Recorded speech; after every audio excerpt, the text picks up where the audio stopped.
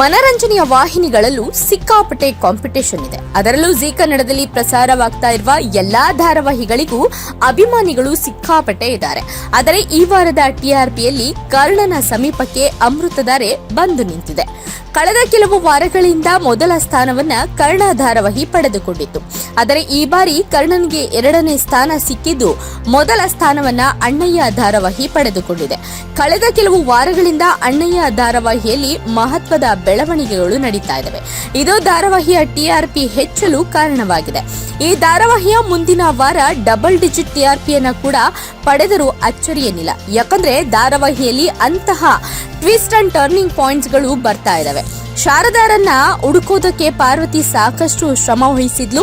ಅಮ್ಮ ಅಂದ್ರೆ ದ್ವೇಷ ಕಾರುವ ಶಿವು ಇನ್ನೊಂದು ಕಡೆ. ಆದ್ರೆ ಇದೆಲ್ಲದರ ನಡುವೆ ಶಾರದಾ ಈಗ ಎಲ್ಲರ ಕಣ್ಮುಂದೆ ಇದ್ದಾಳೆ. ಆದ್ರೆ ಇದು ಪಾರ್ವತಿಗೂ ಕೂಡ ಇದೇ ನಮ್ಮ ಅತ್ತೆ ಶಾರದಾ ಅಂತ ಗೊತ್ತಾಗ್ತಾ ಇಲ್ಲ. ಶಾರದಳ ಹೆಣ್ಣು ಮಕ್ಕಳಿಗೆ ಈಕೆ ತಮ್ಮ ತಾಯಿ ಅನ್ನೋದು ಗೊತ್ತಾಗ್ತಾನೆ ಇಲ್ಲ. ಯಾರೋ ಒಬ್ರು ಹೆಣ್ಣು ಅನ್ನೋ ಕಾರಣಕ್ಕೆ ಎಲ್ಲರೂ ಆತ್ಮೀಯವಾಗಿ ಮಾತಾಡಿಸ್ತಾ ಇದ್ದಾರೆ.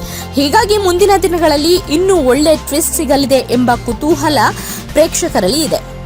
ಅಮೃತಧಾರೆ ಧಾರಾವಾಹಿಯಲ್ಲಿ ಅಪ್ಪ ಅಮ್ಮನನ್ನ ಮಗ ಒಂದು ಮಾಡುವ ಕುತೂಹಲಕ್ಕೆ ವೀಕ್ಷಕರು ಕಾಯ್ತಾ ಇದ್ದಾರೆ. 2ನೇ ಸ್ಥಾನಕ್ಕೆ ಬಂದ ಕರ್ಣ ಧಾರಾವಾಹಿ ಕಥೆಯಲ್ಲಿ ಹೆಚ್ಚಿನ ಬೆಳವಣಿಗೆಗಳು ನಡೀತಾ ಇಲ್ಲ.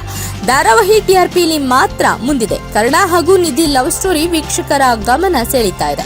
3ನೇ ಸ್ಥಾನದಲ್ಲಿ ಅಮೃತಧಾರೆ ಧಾರಾವಾಹಿ ಇದೆ. ಈ ಧಾರಾವಾಹಿ ಮಹತ್ವದ ಘಟ್ಟ ತಲುಪಿದೆ. ಈ ಕಾರಣದಿಂದ ಧಾರಾವಾಹಿಗೆ ಭರ್ಜರಿ ಟಿಆರ್ಪಿ ಸಿಕ್ಕಿದೆ. ಟಾಪ್ 3ರಲ್ಲಿ ಇರುವ ಧಾರಾವಾಹಿಗಳ ಟಿವಿಆರ್ 9+ ಇದೆ ಎಂಬುದು ವಿಶೇಷವಾಗಿದೆ. 4ನೇ ಸ್ಥಾನದಲ್ಲಿ ಲಕ್ಷ್ಮೀ ನಿವಾಸ ಧಾರಾವಾಹಿ ಇದೆ. 5ನೇ ಸ್ಥಾನದಲ್ಲಿ ಈ ಬಾರಿ ಪುಟ್ಟಕ್ಕನ ಮಕ್ಕಳು ಧಾರಾವಾಹಿ ಸ್ಥಾನ ಪಡೆದುಕೊಂಡಿದೆ.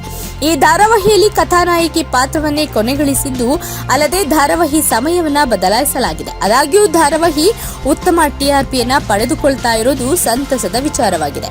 ಆದರೆ ಟಾಪ್ 5ರಲ್ಲಿ ಸ್ಥಾನ ಪಡೆಯದೆ ಬಹಳ ಸಮಯ ಕಳೆದಿತ್ತು. ಇದೀಗ ಟಾಪ್ 5 ಸ್ಥಾನವನ್ನ ಪುಟ್ಟಕ್ಕನ ಮಕ್ಕಳು ಧಾರಾವಾಹಿ ಪಡೆದುಕೊಂಡಿದೆ. ಇನ್ನು ನಾನಿನ್ನ ಬಿಡಲಾರೆ ಧಾರಾವಾಹಿಗೆ ಶಾಕ್ ಎದುರಾಗಿದೆ ಈ ವಾರ. ಈ ಧಾರಾವಾಹಿ ಈ ಬಾರಿ 6ನೇ ಸ್ಥಾನಕ್ಕೆ ಕುಸಿತವಾಗಿದೆ. ಈ ಮೊದಲು ಟಾಪ್ 2ರಲ್ಲಿ ನಾನಿನ್ನ ಬಿಡಲಾರೆ ಸೀರಿಯಲ್ ಸ್ಥಾನವನ್ನ ಪಡೆದುಕೊಂಡ ಉದಾಹರಣೆಯೂ ಇತ್ತು. ಆದ್ರೆ ಈ ಬಾರಿ ಆ ರೀತಿ ಆಗಿಲ್ಲ. ಸದ್ಯ ನಾನಿನ್ನ ಬಿಡಲಾರೆ ಧಾರಾವಾಹಿಯಲ್ಲಿ ಹೊಸ ಪ್ರೋಮೋವೊಂದನ್ನ ಬಿಡಲಾಗಿದೆ. ಮುಂದಿನ ವಾರ ಟಿಆರ್ಪಿ ಏರಿದ್ರೂ ಏರಬಹುದು ಆ ಪ್ರೋಮೋವನ್ನ ನೋಡಿದ್ಮೇಲೆ. ಹಿತಾಳನ್ನ ದುರ್ಗಾ ಕಾಪಾಡ್ತಾಳ, ಹಿತಾ ದುರ್ಗಾಳನ್ನ ಒಪ್ಪಿಕೊಳ್ತಾಳ, ಅಂಬಿಕಾಗೆ ಮಾಳವಿಕಾನೆ ಕೆಟ್ಟವಳು ಎಂಬುದು ಗೊತ್ತಾಗುತ್ತಾ? ಈ ಎಲ್ಲಾ ಪ್ರಶ್ನೆಗಳಿಗೂ ಮುಂದಿನ ವಾರದ ಎಪಿಸೋಡ್ಗಳಲ್ಲಿ ಉತ್ತರ ಸಿಗಲಿದೆ. ಹೀಗಾಗಿ ನಾನಿನ್ನ ಬಿಡಲಾರೆ ಧಾರಾವಾಹಿ ಕೂಡ ಒಳ್ಳೆ ಟ್ವಿಸ್ಟ್ ಅನ್ನ ನೀಡಿದ್ದು ಮುಂದಿನ ವಾರ ಒಳ್ಳೆ ಟಿಆರ್ಪಿ ಪಡೆಯುವ ಎಲ್ಲಾ ನಿರೀಕ್ಷೆಗಳು ಇದಾವೆ.